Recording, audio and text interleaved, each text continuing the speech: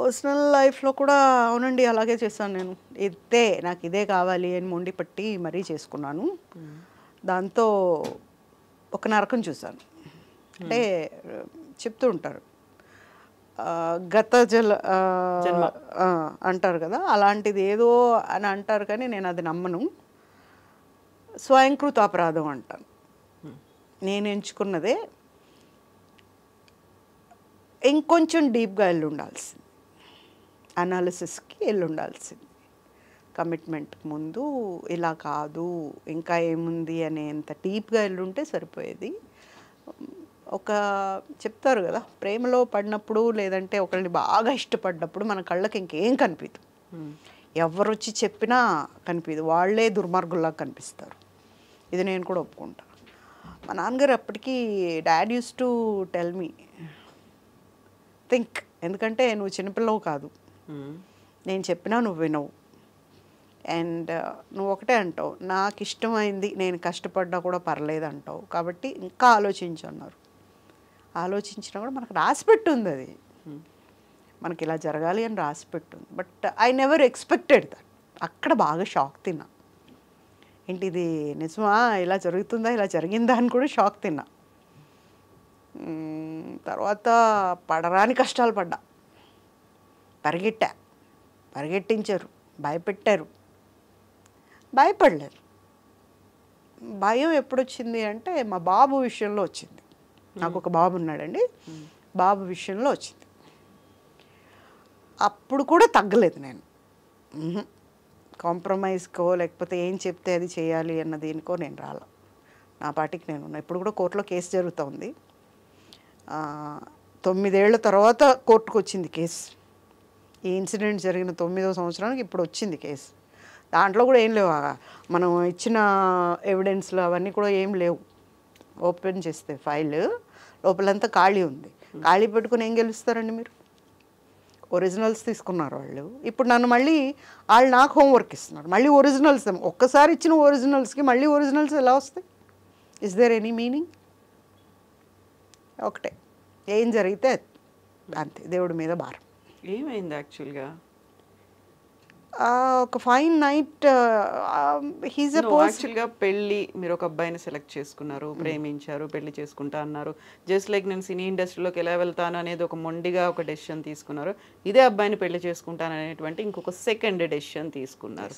సరే, అక్కడ ఆటుపోట్లు ఎన్ని ఉన్నప్పటికీ ఇండస్ట్రీని వదిలిపెట్టలేదు మీరు. బట్ ఈ సెకండ్ డెసిషన్లో మాత్రం వదిలిపెట్టే కండిషన్ వచ్చింది. యాక్చువల్గా who was that person, what happened? He's a person from press, ఆంధ్రజ్యోతిలో ఉండేవాడు తను. And he proposed and he brought తన ఇంటెన్షన్ చెప్పిన తర్వాత నేను సపోర్ట్గా ఉంటాను, నేను చూసుకుంటాను ఇండస్ట్రీలోనే కదా అది ఇది అంతా చెప్పి, అంటే అతను వచ్చినప్పటి నుండి ఏం చేశాడంటే డబ్బులు చూసుకున్నాడు, దుడ్డు. అతను మరి అంత చిన్న వయసులో ఎందుకని అప్పులు చేశాడో నాకు ఇప్పటికీ అర్థం కాదు. ఆ అప్పులు కట్టేవాళ్ళం నేను నాన్న. ఎవ్రీ మంత్ డైలీ రోజువారీ పెట్టుకున్నారు వాళ్ళు. ఇంకా అయిన తర్వాత వస్తే అప్పుడు ఆంధ్రజ్యోతిలో ఒక ఆయన ఎవరో మా నాన్నగారికి ఫోన్ చేసి, పువ్వు లాంటి అమ్మాయిని ఎలాంటి వాళ్ళ చేతిలో పెట్టారు మీరు, ఇబ్బంది పడుతుంది బాగా అనేసి. బట్ ఇప్పుడు ఏం చెప్పినా అయిపోయిన పెళ్ళికి మేళం పెడితే ఏమవుతుంది? వేస్ట్ అవుతుంది. అదేదో ముందు చెప్పు ఉండాలి, ఇలా కరెక్ట్ కాదని. మీ ఆఫీస్లో ఉన్న వ్యక్తి గురించి ముందు మీరు చెప్పకుండా అయిపోయిన తర్వాత చెప్తే, పెళ్ళి ఎప్పుడైనా చెప్పాలి కదా, కనీసం చెప్పలా. తర్వాత అతని మెంటాలిటీ ఏంటంటే మనకు కనిపించినప్పుడు మంచోడ్లాగా కనిపిస్తూ బయటంతా వేరే చేస్తున్నాడు. నాకు అర్థమైంది ఏంటంటే ఫైన్ డే నాకు అర్థమైంది ఏంటంటే ఇతను బయట వేరే చేస్తూ లోపల ఒకలాగా ఉన్నాడు. ఈ లోపల ఉన్నదానికి మొత్తం ఫ్యామిలీ పడిపోయాం. మా అన్నయ్యని నెగ్లెక్ట్ ఒకడే కొడుకు మా అన్నయ్య, మా అమ్మ నాన్నకి. మా అన్నయ్యని నెగ్లెక్ట్ చేసి అతనికి ఎక్కువ ఇంపార్టెన్స్ ఇచ్చారు. అయినా తన పని తను చేసుకుంటూ పోతున్నాడు బయట. అంటే బయట ఏమో జరుగుతుంది అనే విషయం ఇప్పుడు నా నోటీస్కి రాలా. అంటే నేను ఎప్పుడైతే పెళ్ళయిందో నేను అర్థం చేసుకోలేకపోయాను. నన్ను కట్ చేస్తున్నాడు, నా ఇండస్ట్రీతో నా సంబంధాలు కట్ చేస్తున్నాడు అని నేను చాలా లేట్‌గా తెలుసుకున్నా. తరువాత ఇంకా కండిషన్డ్ లైఫ్ మొదలయ్యేటప్పటికి I am inside of the house. నేను ఎవరితో మాట్లాడకూడదు, నా లెవెల్ పెరగకూడదు, నా లెవెల్ చూపించకూడదు. ఓకే. అండ్ నా లిమిట్స్‌లో ఉండాలి, హౌస్ వైఫ్ లాగా ఉండాలి అనే ఒక కండిషన్ వచ్చింది. అంటే మీ సినిమాల్లో నటించడం ఇష్టం లేదా? ఇష్టం లేదు. ఎందుకు ఇష్టం లేదు? మళ్ళీ డబ్బులు కావాలిగా. ఇష్టం లేదు. మనల్ని ఎవరు ఇప్పుడు మన ఇద్దరం వెళ్తుంటాం, నేను తను. ఎవరైనా వచ్చి నమస్తే మేడం, బాగున్నారా మేడం, మీరు భలే చేస్తారు మేడం, మేడం అట్లా మేడం అంటారు కదా. సో ఇక్కడ ఇంపార్టెన్స్ లేదు. అంటే యు ఆర్ ఏ జీరో నా పక్కన. అది తట్టుకోలేకపోయాడు. తర్వాత ఇండస్ట్రీకి సంబంధించి ఒక స్టూడియో తీసుకొని రీ రికార్డింగ్ అది పెట్టిన ఒక స్టూడియో తీసుకొని అక్కడ డెవలప్ అయ్యాడు బాగా. మోసాలు చేయటం, ద్రోహాలు చేయటం, నేరాలు చేయటం అని నేర్చేసుకున్నాడు అక్కడ. నెలల కొద్దీ ఇంటికి వచ్చేవాడు కాదు. నేను నెలల కొద్దీ మా అక్క దగ్గరికి వెళ్ళిపోయి ఉండేదాన్ని. ఇక్కడ ఉండలేము, ఎలా ఉంటాం? బాబు ఉన్నాడు, బాబుని పట్టుకొని అక్కడ ఉండాలంటే ఒక మాట మాట్లాడటానికి లేదు, ఏమీ లేదు. అలా ఉండేసరికి ఇంకా వద్దు అనుకున్నాం. ఇంకా మాట్లాడటం వేస్ట్ అని అసలు మాట్లాడలేవు. పెళ్ళైన 1 year నుంచే పెద్ద మాటలు ఉండేవి కాదు మా ఇద్దరికి. ఇంకా ఒకసారి పెద్ద యాక్సిడెంట్ అయింది తనకి. చచ్చిపోయాడు. పడుకొని పెట్టింది కూడా ఒక బ్లడ్లో, స్ట్రెచ్చర్ అంతా బ్లడ్ అయిపోయింది. ఆ బ్లడ్లో ఒక మనిషి ఉన్నాడు, ఇతను. నేను ఆ రోజు వెళ్ళకపోతే తనకు లైఫ్ లేదు. తనని మళ్ళీ లేచి నుంచోబెట్టడానికి డాక్టర్స్ నాకు చెప్పింది 1 year పడుతుందని. నేను 3 నెలల్లో నుంచోబెట్టాను. లేచిన తర్వాత ఏంటి పెద్ద పోజు కొడుతున్నావు, ఏం చేసావని నువ్వు అన్నాడు. వెనక్కి తిరిగి చూసాడు. నేను ఏం చేసినా ఇది చేశానని చెప్పుకునే అలవాటే లేదు నాకు. ఏం చేశాను, ఏం చేయలేదు, ఏమీ కాదు. ఇంకొకరు ఇరక్కొట్టకుండా చూసుకో చాలు అని చెప్పాను. కరెక్ట్గా 10 రోజులకు మళ్ళీ ఇంకోళ్ళు ఇరక్కొట్టారు. మళ్ళీ బ్లడ్ కారుతూ వచ్చాడు. నాకు యాంటీబయాటిక్ కావాలి. డాక్టర్స్ దగ్గరికి వెళ్ళి ఇస్తారు. నేను రిస్క్ చేయను, ఎందుకంటే నీకు ఆల్రెడీ ఆపరేషన్ అయింది. దాంట్లో ఏదైనా మనకు తెలిసిన మెడిసిన్ ఇచ్చామనుకో, అదేమన్నా తిరగబెట్టింది అనుకో, అదేమన్నా అయిందంటే నా మీదకి వస్తుంది. అటు బయట ఇప్పుడు మెడికల్ స్టోర్కి పోయి తెచ్చుకున్నాడు మెడిసిన్. సో అలాంటి క్యారెక్టర్ తను. And he won't give any importance to the person. నా భార్య, నా పిల్లాడు, బాగుంటాడు. ఎవరైనా ఒకసారి చూస్తే మళ్ళీ చూడకుండా ఉండలేరు, అలా ఉంటాడు. అలాంటిది పిల్లాడిని పట్టించుకోడు. మా నాన్నగారు చనిపోయేదాకా ఉన్నాడండి బాగా. తర్వాత అన్నీ వేసుకొని పర్మిట్. ఒక ఫైన్ డే జంప్. అయితే జంప్ అయ్యాడని కూడా తెలియదు మనకి. తర్వాత ఒక 1 month ఏమో రాలా, అంటే నెలల కొద్దీ రాడు కదా, అలవాటే. సో ఏంటంటే మా అక్కకు ఏమో ఫోన్ చేశాడు, ఇంక మేట నాకు సంబంధం ఉండదు,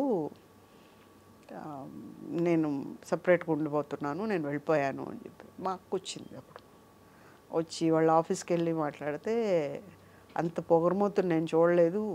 ఎక్కడ పొగరమోతు? ఇండస్ట్రీ వదిలేసి ఇంట్లో కూర్చుంటే తాళం పెట్టుకుపోయింది, ఎక్కడ పొగరమోతు?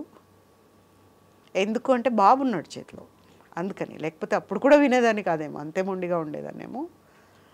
మా బాబు అక్కడ తగ్గేలాగా చేశాడు, అంతే. వెళ్ళిపోయిన తర్వాత ఐ థింక్ 2 yearsకేమో ఒక వృద్ధ జంట, నేను పైన ఫస్ట్ ఫ్లోర్లో ఉండేదాన్ని, స్టెప్సే, లిఫ్ట్ ఉండేది కాదు, ఎక్కలేక వచ్చారు. వచ్చి అమ్మ కొన్ని మంచినీళ్ళు ఇస్తావా అని. నేను చూసి ఎవరింటికి వచ్చాడు, పొరపాటు నా దగ్గరికి వచ్చారేమో అని ఇస్తాను రండి అని ఇచ్చి, నేను అప్పుడు లీడ్ ఇండియా 2020 అని డాక్టర్ ఏపీజే అబ్దుల్ కలాం గారి ఆర్గనైజేషన్కి I was a link program directors. Okay. So దాంతో చిన్నపిల్లల కోసం నేను గవర్నమెంట్ స్కూల్స్కి విజిట్ ఇస్తానన్నమాట. దానికి రెడీ అవుతున్నా, ఖమ్మం వెళ్ళాలి. తీసుకొని నేను మంచినీళ్ళు ఇస్తే తాగారు. పూజిత అంటే నువ్వేనమ్మా? నేనేనండి. అమ్మ నీ హెల్ప్ కోసం వచ్చాము, చెప్పండి, మీ పాపలు ఎవరైనా చదువుతున్నారా స్కూల్స్లో, ఏదైనా తప్పు చేశారా, నేను చూసుకుంటాను చెప్పండి అంటే, తప్పు చేస్తుందమ్మా నా కూతురు, ఒకరిని పెళ్లి చేసుకుంటోంది, తప్పే, నువ్వు తప్ప ఇంకెవరు కాపాడలేరు. అవునా, ఏ స్కూల్ అండి? నేనంత స్కూల్ పిచ్చిలో ఉన్నాను కదా అప్పుడు. ఏ స్కూల్ అండి, ఏ ఏరియా? స్కూల్ ఏంటమ్మా, ఐఏఎస్ ఆఫీసర్. ఐఏఎస్ ఆఫీసర్ అసలు మనకు టచ్ లేని సబ్జెక్ట్. ఆమె పెళ్లి చేసుకుంటే నేనేం చేస్తానండి? విజయగోపాల్ తెలుసా అమ్మ? నేను ఎక్కడో విన్నాను ఈ పేరు అనుకుంటున్నా. తెలుసమ్మా, అతను చేసుకుంటున్నాడు. ఒక్క నిమిషం ఆగండి, నేను లోపలికి వెళ్ళి వైట్ పేపర్ తీసుకొని కింద సిగ్నేచర్ చేసి తీసుకోండి అని ఇచ్చాను. ఏం కావాలన్నా రాసుకోవచ్చు మీరు, నాకు ఎటువంటి అభ్యంతరం లేదు, నాకు ఎటువంటి సంబంధము లేదు, నేను ఆలోచించదలుచుకోలేదు కూడా. చింపేసి, ఏంటమ్మా అలా అంటావు, నువ్వే పెళ్ళామని చెప్తేనే ఈ పెళ్ళి అవుతుంది, నా కూతుర్ని కాపాడు, నా కూతురికి 28 ఏళ్ళ కొడుకున్నాడు అని చెప్పింది. ఆ అబ్బాయి ఏడుస్తున్నాడు, నా మనవడు, మా అమ్మ కావాలి అని. వీడు 420 గాడని. నేను అన్నా, అదేంటండి, ఐఏఎస్ ఆఫీసర్స్ అంటే మామూలుగా ఒక చిన్న సైట్ చూడాలంటేనే ఒక కమిటీని వేస్తారు, మరి ఆవిడ లైఫే ఇచ్చేయాలనుకున్నప్పుడు బ్యాక్గ్రౌండ్ ఏంటి, అసలు ఏంటి, కరెక్టా కాదని చూసుకోలేదంటే ఫేస్బుక్లో ప్రేమించుకున్నారమ్మా వాళ్ళిద్దరూ. ఆమెని గవర్నర్ని చేస్తానన్నాడంట, అందుకని ఆవిడ ఇప్పుడు ఎవరి మాట వినే స్టేజ్లో లేదు అని. ఇప్పుడు నేనేం చేయాలి? ఒక కంప్లైంట్ ఇస్తే పెళ్ళి ఆగిపోద్ది. సరే, పెద్దవాళ్ళు, ఆయన అప్పుడే స్టంట్ వేయించుకొని వచ్చాడంట నా దగ్గరికి వాళ్ళ నాన్నగారు. సరే కంప్లైంట్ ఇస్తే పెళ్ళి ఈరోజు ఒక దగ్గర పెట్టారు. దానికి హెడ్ ఎవరు? అంజనా సిన్హా ఐపీఎస్. ఒక హాల్లో పెట్టారు, అక్కడ క్యాన్సిల్ చేసేసారు. 3 రోజుల తర్వాత అంజనా సిన్హా వాళ్ళ ఇంట్లోనే పెళ్లి చేశారు. ఒక సెంట్రల్ ఆఫీసర్ అయ్యి ఆవిడ చేయకూడని పని వాళ్ళ ఇంట్లో చేశారు పెళ్ళి వీళ్ళిద్దరికి. అప్పుడు నన్ను బయట పెట్టగానే సాక్షి టీవీలో వచ్చింది ఇదంతా. వాళ్ళు అడిగారు, అమ్మ ఎట్లా ప్రూవ్ చేస్తావు నువ్వు వాళ్ళకి పెళ్ళి అయిందని? పెళ్ళి వాళ్ళు చేసుకున్నారు, ప్రూవ్ నేను చేయాలి. సరే, వెళ్ళి ఒక దగ్గరికి రిజిస్ట్రేషన్ ఆఫీస్కి వెళ్ళి సినిమాలో లాగా రౌడీలాగా బిహేవ్ చేసి అక్కడ నుంచి ఫోటోలన్నీ తీసుకొని పారిపోయి బయటకు వచ్చేసిన తర్వాత గంటలో అక్కడ మేము ఫోటోలు తీసుకొచ్చేసాం కదా, గంటలో ఆ పేజ్ మార్చేశారు. బట్ అప్పటికే నేను ఛానల్కి ఇచ్చేసాను ఫొటోస్ ఇవన్నీ. వాళ్ళు పెళ్లి చేసుకోవటం, ఇక్కడ గిల్లటం, తాళి కట్టడం, స్వీట్ పెట్టడం, 16 ఏళ్ళ బాలామణి లాగా ఆవిడ ఇతను చేయటం, అవన్నీ ఇచ్చాను. ఇప్పుడు నేను ఒకవేళ కేసు ఓడిపోతాను, బట్ నేను ఆ రోజే కేసు గెలిచా. వాళ్ళని ఎప్పుడైతే ప్రూవ్ చేశానో, నేను అబద్ధం చెప్తున్నాను అన్నప్పుడు నేను ఆ రోజే ప్రూవ్ చేశాను. సో నేను ఆ రోజే గెలిచేసా కేసు. ఏం రిగ్రెట్స్ లేవు. ఇట్లాంటి వ్యక్తి కోసమా నేను మా నాన్నగారితో మాట్లాడాను అని అనిపిస్తుంది ఇప్పుడు. అయ్యో ఏంట్రా బాబు, జీవితంలో ఇది ఒకటి మైనస్ అని.